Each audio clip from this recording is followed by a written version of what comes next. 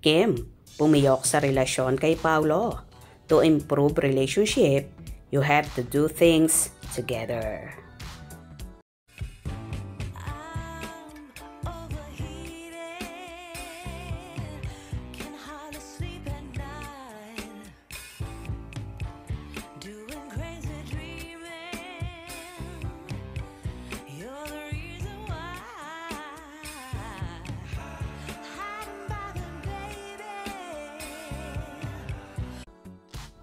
Nagpakawala na naman ang ayuda si Kim Chiu na kung bibigyan ng kahulugan, may tuturong si Paulo Avellino at ang napapabalitang romantic relationship daw ng dalawa.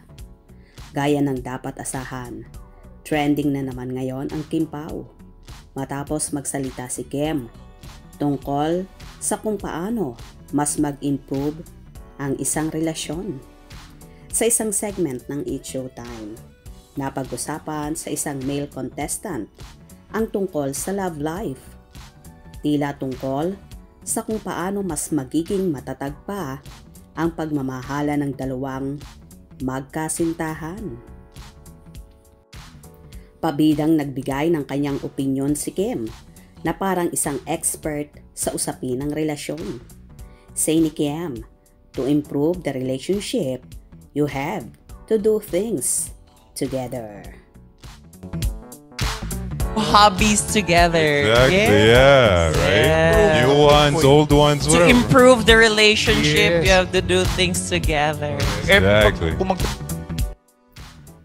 Siyempre, kanya-kanyang paandar ang mga solid na dinugtungan ang sinabi ni Kim. May nag-comment na like jogging every Sunday. Ang ilan naman, Island Beach Resort Vacay. Hindi rin nawala ang biking every weekend. Wala pang direct confirmation mula kina Kim at Paulo ang bali-balitang relasyon nila. Pero marami na ang naniniwalang magjowa na ang dalawa. Ang ilan naman sa mga fanay nagagalit dahil OA na raw ang dilulo ng iba nilang mga kasama. Bigyan raw ng privacy at respeto ang Kim Pao.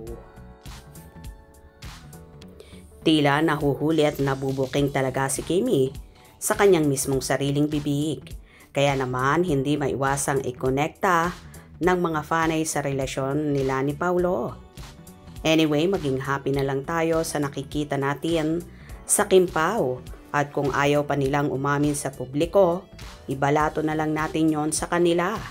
Ang mahalaga, palagi silang masaya at magkasama. Maging panatag na tayo doon. Hope you enjoyed. Please subscribe for more info.